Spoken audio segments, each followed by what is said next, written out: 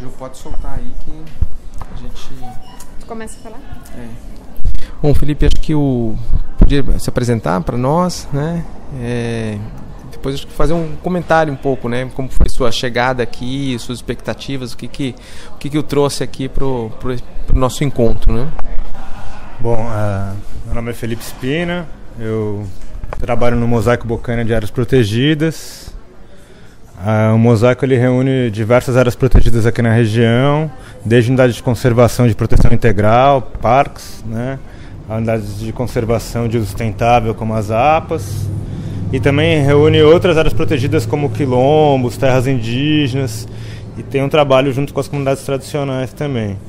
E o Mosaico tem há um tempo essa proposta de tentar criar um sistema de monitoramento participativo tanto da biodiversidade quanto das práticas que têm algum impacto, seja esse impacto positivo ou negativo na biodiversidade. Então a gente vem buscando desenvolver algumas coisas, desde o monitoramento de animais atropelados, a questão das espécies exóticas, tentar monitorar o que acontece aqui na região em relação ao pré-sal, essa quantidade de navios que a gente tem aqui, de coisas acontecendo ao mesmo tempo, que às vezes a gente não consegue nem dar conta de saber, de lidar com tanta informação num território tão grande. Então a gente vem com essa proposta de criar algum sistema que ajudasse nesse sentido da gente canalizar todas essas questões e também de envolver a comunidade para ajudar a alimentar esse sistema. É meio que por isso que eu vim parar aqui. A gente ficou sabendo da proposta, né? A Mariana, que trabalha com a gente, já tinha entrado em contato com o pessoal antes para a gente tentar fazer alguma coisa. A gente veio buscar, porque a ideia é fazer de uma maneira bem colaborativa também, que tenha uma interface aberta, que possa usar em celulares, e que esse sistema também possa ser apropriado por outras pessoas que estão aqui no território desenvolvendo outros projetos, que eles usem esse mesmo sistema, esse mesmo protocolo e alimentem esse grande banco de dados georreferenciados, assim, que é meio que por aí que a gente está pensando, mas não tem meio como construir esse sistema. Então a ideia é fazer de maneira colaborativa e estamos buscando parceiros para isso, e é por isso que eu vim parar aqui. E você já teve assim contato com alguém aqui? Já chegou a falar um pouco sobre essas questões da ciência aberta? Quer dizer, o que essa ideia da ciência aberta, a questão da colaboração, como que isso de alguma maneira se conecta aí com as coisas que vocês estão pretendendo desenvolver, né? E assim, na verdade, uma outra coisa é os aspectos do desenvolvimento local, né? Quer dizer, dentro de outros caminhos possíveis, né? Então parece um pouco uma preocupação que vocês estavam levantando, tem questão, né, geração de renda, tem questões aí das comunidades envolvidas nos mosaicos, né, no mosaico, e aí, enfim, um pouco parece que tem uma preocupação aí também de pensar uma discussão sobre desenvolvimento, né?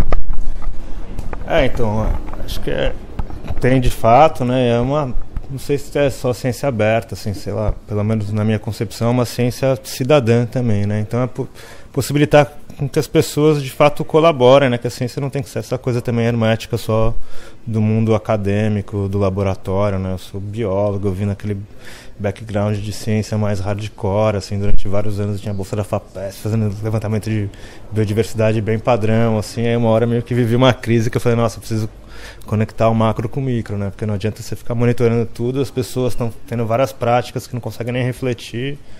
A hora que você conseguir acabar de monitorar a espécie, não tem mais nem o território lá, o ecossistema dela. Eu falei, vamos pro outro lado, que senão não dá tempo, né? Vamos fazer as duas coisas ao mesmo tempo, né? E principalmente hoje em dia também, né? Com esse tanto de ferramenta que a gente tem aí, ao nosso dispor aí, GPS, celular, tudo, não faz o menor sentido também a gente não aproveitar, né, as pessoas que têm esse interesse para colaborar com isso, né? Então é um pouco nessa prática. E como o Mosaico ele tem que tratar não só das unidades de maneira hermética, assim, ele pega um território muito grande, desde aqui de Ubatuba até Angra dos Reis, até o topo da Serra, Lacunha, Silveiras, né? Então ele tem que trabalhar essa matriz, que é essa matriz onde estão as pessoas, onde estão a cidade, onde acabam tendo esses impactos. Então, de fato, tem um pouco dessa preocupação de como que a gente envolve, principalmente essas comunidades que estão logo no entorno das unidades de conservação, né? Então, diversas delas desenvolvem algumas práticas que têm relação com a biodiversidade, como, por exemplo, cultivos de agrofloresta, né? Eles trabalham muito com alguns frutos nativos, o cambuci, a jussara,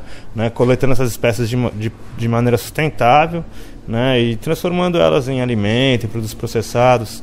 Então a ideia também é que essa ferramenta ajudasse também a mapear essas boas práticas que estão tendo no território, né? Até para ajudar a estruturar esse turismo de base comunitária que a gente quer fazer aqui também, né? Então isso também alimentaria esse grande banco de dados, que ele poderia ter também essa interface de servir como apoio. Então a pessoa, eu quero visitar aonde tem agrofloresta, onde o pessoal faz manejo de jussara, quero comprar polpa de cambuci lá, onde será que tem polpa de cambuci quilombola, comunitária, que está sendo feita e manejada de uma maneira que está garantindo a biodiversidade, que está gerando renda e tal. Então isso hoje acontece no território, mas acontece meio espalhado, as pessoas não sabem onde está, então essa ferramenta também ajudaria nesse sentido, né? Registraria isso e faria essa ponte entre os comunitários e o público para que eles encontrassem essas boas práticas. Sim. Queria saber como você imagina que acontece dentro dessa perspectiva de ciência cidadã, que tu começou a falar um pouquinho, como acontece essa colaboração então com as pessoas da comunidade, como você imagina que se materializa, digamos, essa colaboração? Certo. Bom, nesse caso bem específico assim desse sistema, que a gente está pensando que faria esse diálogo com a comunidade e tal, a gente tinha pensado em desenvolver algum aplicativo mesmo para celular, né, que isso seria meio que a ponte que a gente ia trabalhando para envolver a comunidade, né? O Mosaico, ele já tem um conselho gestor que tem participação da comunidade, né? Então tanto quanto os órgãos de governo, as unidades de conservação, esse conselho gestor ele é paritário e ele tem participação de comunitários, de quilombolas, de indígenas. Então a gente, a partir do conselho, começaria a fazer esse diálogo junto com as comunidades, né, e usaria essa ferramenta do aplicativo para meio que envolvendo eles nesse processo todo aí que a gente estava pensando, assim. Eu fiquei um pouco curioso sobre a sua experiência, que você falou que vem de uma formação de biologia, né, trabalhou com pesquisa, né? E aí, num certo momento, você falou, não, preciso, digamos, fazer essa envolver com questões macro e tal, né?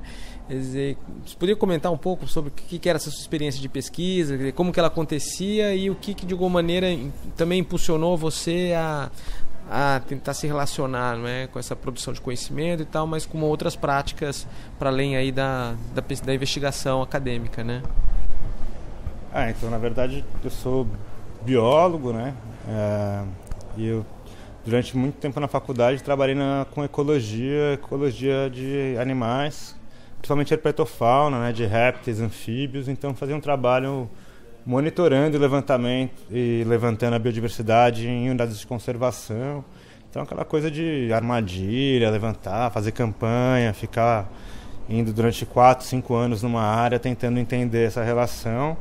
E num certo momento lá das minhas pesquisas eu comecei também a comparar que logo adjacente a essa unidade de conservação tinha uma grande plantação de eucalipto.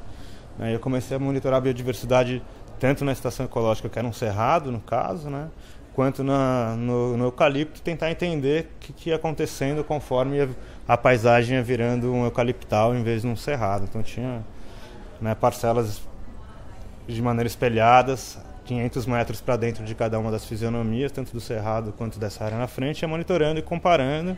E aí a gente vai vendo o óbvio, né, que tipo despencava, né, virava um deserto mesmo. Você saía de um universo, sei lá, de 20, 30 espécies na área de cerrado natural. Quando você chegava a 80 metros dentro do eucaliptal, você tinha 4, 5 espécies só.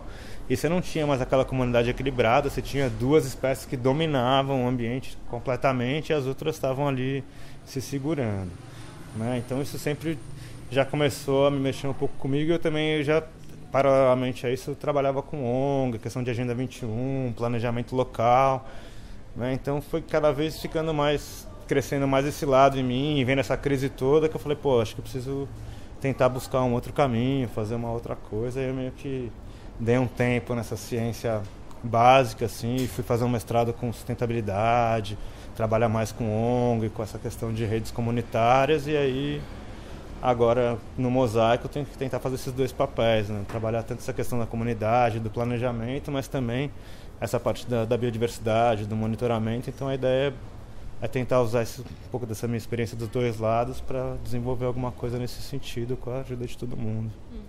É isso. E hoje, que conhecimentos que você, de alguma maneira, está sentindo que são importantes, né? Ou você traz que tipo de conhecimento para, de fato, potencializar o trabalho que vocês realizam?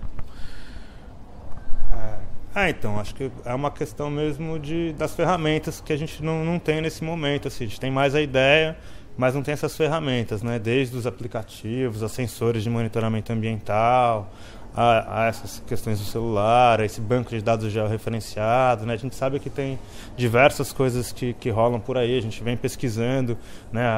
Algumas aplicações voltadas para essa questão ambiental, assim, tem até algumas ideias para conversar com vocês aí depois, mostrar algumas ideias do que vem rolando, mas é que a gente, de fato, o que a gente não tem são essas ferramentas, a gente não conhece nenhuma experiência nesse sentido aqui mais próxima da gente. Então a ideia era vir atrás dessas ferramentas, tanto a parte de hardware quanto de software e principalmente a parte humana para fazer a coisa acontecer aí, que é o que a gente está precisando mesmo. É isso.